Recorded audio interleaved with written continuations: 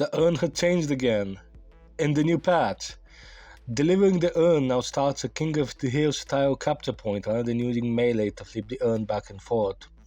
So here's the thing. In my previous video, I was very positive about the urn. I liked what they were doing with it as conceptually as an objective, but after a couple of days, even after the fix to the middle urn and putting it on the side lanes with also the new recovery positions, I saw a lot of people not being very happy that they still have to melee it to contest it. In my mind, that was fine because it was an objective, and you have to melee most objectives on the map, like Soul Sinners, mid boss, the bridge buffs, and I was fine with it. But what I noticed is that people were definitely not fine with it, and while at the start people weren't as negative, it really went to go to more displeasure with the contesting way, with the way to contest it, especially after we've seen that it has encouraged a lot of burger boxing during contesting. And when you're meleeing, you're kind of opening yourself up to be both parried and hit by an ability. You could also argue that way it encouraged a lot of AoE abilities to be very prominent, because you're basically a sitting duck when you try to melee it. And I guess that at some point the player base just really got tired of that way of interacting with the urn. And Valve have changed it. Now you don't need to melee to contest it at all. You only need to melee it to grab the urn from the starting point. But when you put it on the, I don't know how to describe it, a capture point, you can just let it go to 100% now. Both teams can now progress at the same time, but the urn will only be fully claimed once there's only one team in the circle. So, self-explanatory. The circle, it's pretty big. You put the urn, and when you're in the circle, there's a bar for you team and the enemy team, which fills up to 99% until while there's a person in it. And if the person of the enemy team or your teams leaves the area by getting removed or killed, after it will immediately hit 100% for the team that's still inside the circle. The urn runner now gets their normal 35% bonus bounty stat immediately on initial deposit rather than on deposit conclusion only if your team won it. This is to encourage you to do the urn. I feel like they were kind of afraid that it will lead to a lot of snowballs. If you lose the early game, well, you might not have an easy time getting the urn money or contesting it. Or even if you contested, you killed them, they still got the money.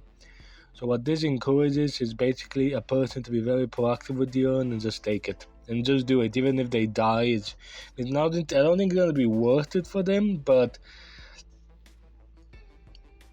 I think it's a good way to encourage people to actually do the urn, because they get the normal 35% bounty immediately rather than having to wait it.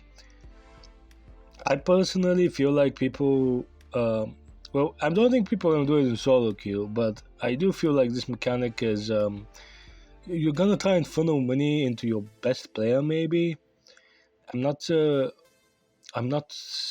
how you're gonna do it exactly. Maybe you're gonna put it on your M1 or the character in your team that's already ahead. I can definitely see a world where you put it on your frontliner like Billy, Victor, or Abrams, because those characters benefit a lot from early souls.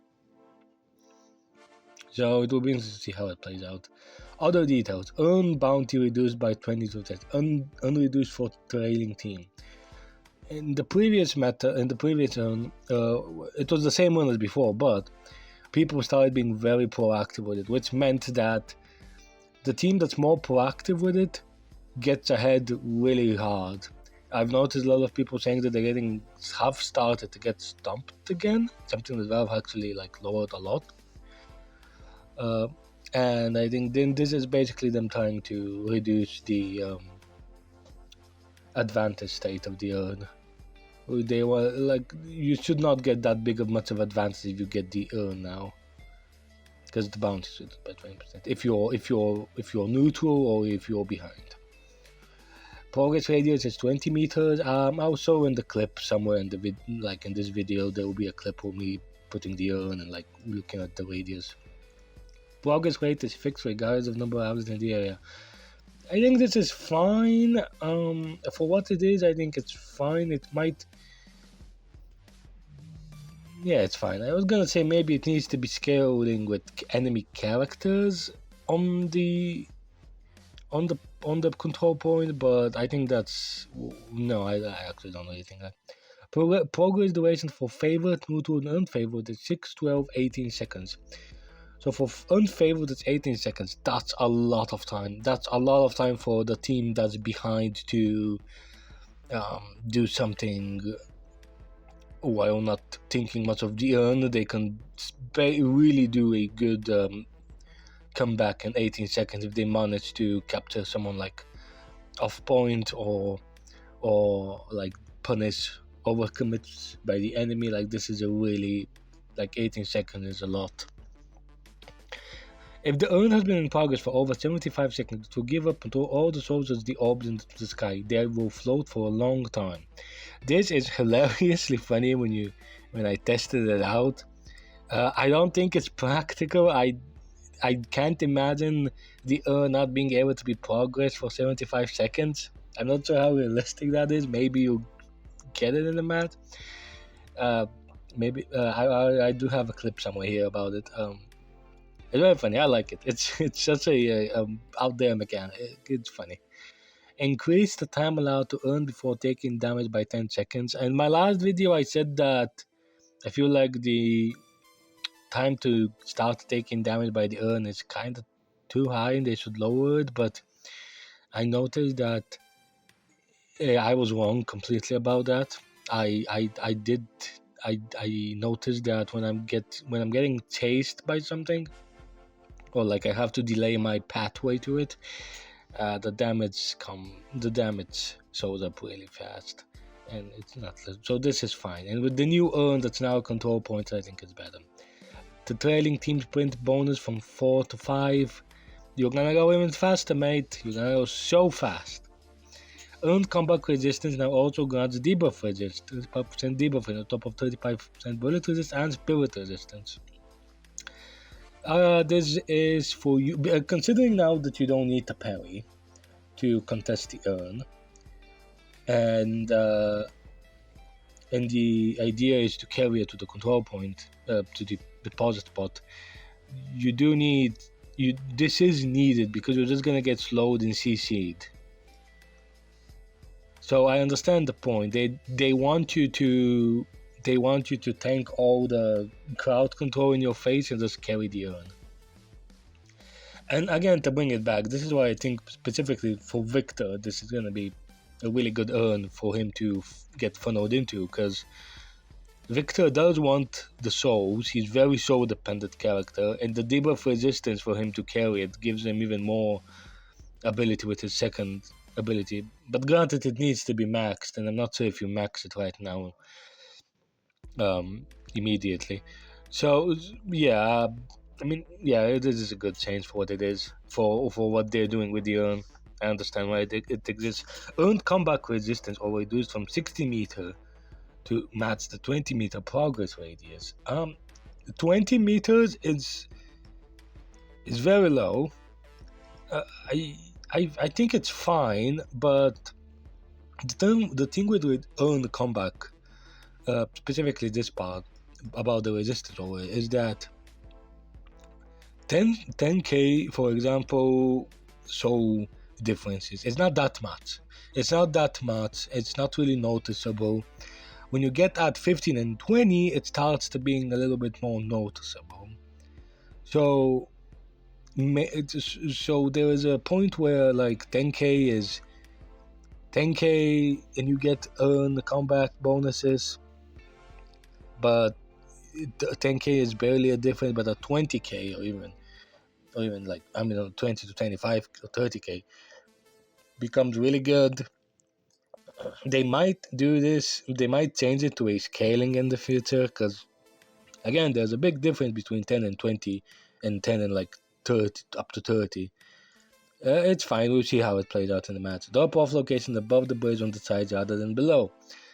I think this is. So this is. Okay. What this does is it removes some of the arrow. I mean, it already like removes some of the AoE, spam AoE abilities meta at the earn spot that we had, because it's, you don't need to hold it. They don't need to melee you just need to deposit it. But what this does is that it encourages you to back away from the deposit bridge, instead just stay in the circle. It's difficult to really determine what this will do, because it's on the side lane rather than mid lane. I don't think, because the side lane bridges are smaller than the mid lane bridges, like not smaller but skinnier. Like, I don't know how to describe it. They're less lengthy as the mid bridge.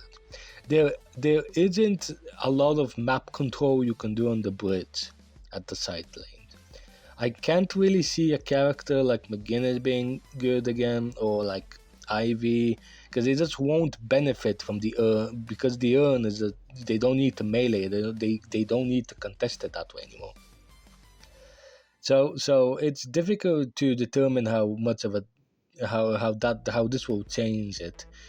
But I do think that Lash will be really good again, because he can ult the urn deposit area, not the urn, like the entire circle on the lane, and throw everyone away from it.